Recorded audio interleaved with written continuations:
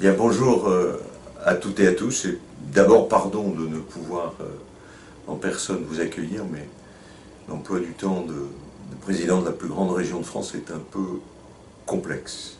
Complexe.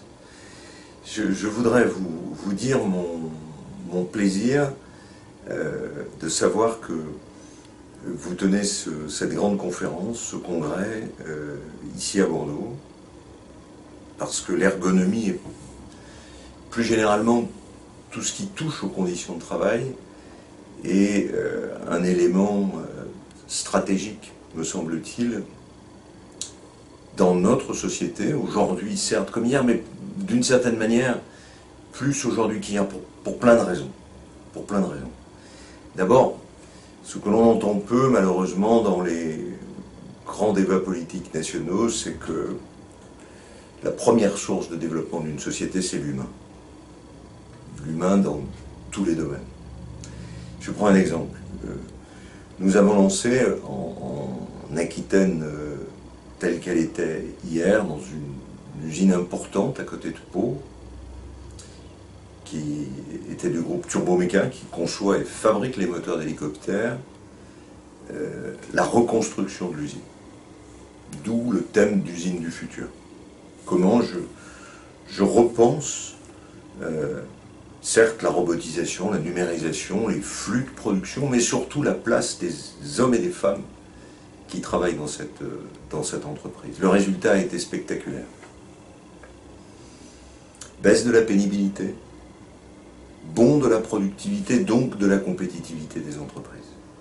Et aujourd'hui, au bout de plus de 400 usines du futur, tous les chefs d'entreprise et tous les salariés de ces entreprises se sentent dans une meilleure atmosphère de travail, avec une dépénibilisation de nombreux métiers.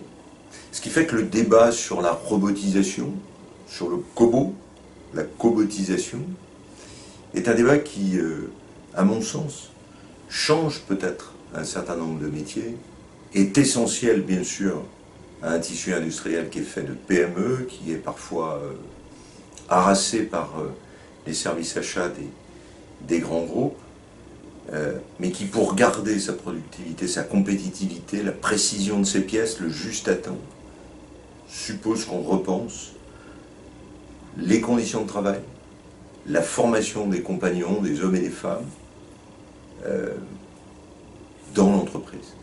Le bien-être au travail passe par ce que votre métier, vos recherches, vos réflexions nous apportent et passent, c'est peut-être aussi un des points de la politique de la région que j'essaye de mettre en place, la déconflictualisation de nombreux problèmes.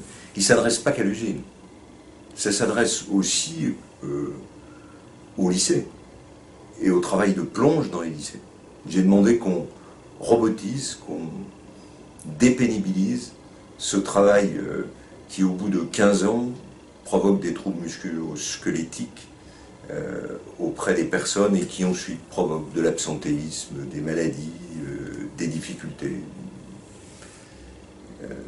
Et je crois que le débat que nous avons eu au niveau national, que nous avons entendu sur la prise en compte de la pénibilité, a un très mauvais effet sur le sens de la recherche de l'emploi et le sens du travail. En d'autres termes, je compte beaucoup, moi, sur vos recherches, sur la communication autour de vos recherches, parce que la crise que nous connaissons aujourd'hui est très particulière. À la fois un chômage de masse, des entreprises qui n'arrivent pas à recruter. Donc il faut se poser le problème du bien-être au travail, des conditions de travail. En même temps, peut-être que des conditions de rémunération et d'autres problèmes comme le logement ou la formation. Donc, votre congrès a une importance stratégique, politique, humaine, considérable, à mon avis. Et chaque fois qu'une équipe d'un bureau d'études va dans une entreprise pour auditer, conseiller. Je pense que là, il y a peut-être la place pour un ou une ergonome qui participe à tout cela, que ce soit dans l'aéronautique, dans l'agroalimentaire, au bureau, dans l'action publique. Il y a bien entendu l'environnement psychologique de travail, qui est important, qui ne rentre pas forcément dans le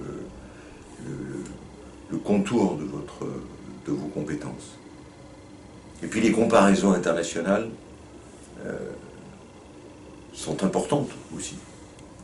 En tout cas, je peux témoigner que la qualité de vie au travail, la dépénibilisation, les conditions de travail sont un élément essentiel de l'attractivité, de la productivité, de la compétitivité. Et c'est cela, réconcilier d'une certaine manière l'homme, la femme et le travail qui va changer. Ça suppose beaucoup de formation, ça suppose de la part des chefs d'entreprise, des chefs de bureau, des services, qu'ils soient publics ou autres, une capacité de remise en cause qui est essentielle. Et puis vous le faites en parlant français.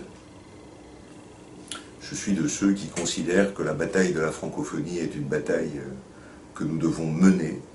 Donc je me réjouis aussi, tout en regrettant de ne pouvoir y être et de comprendre donc la totalité de ce que vous allez dire. Je me réjouis que vous teniez ce congrès à Bordeaux. J'ai une pensée à l'égard de Dominique Ducassou, qui, président de l'université, avait inscrit son université dans cette recherche sur l'ergonomie. Cela fait partie de l'environnement humain. Vous apportez du sens. Bon travail.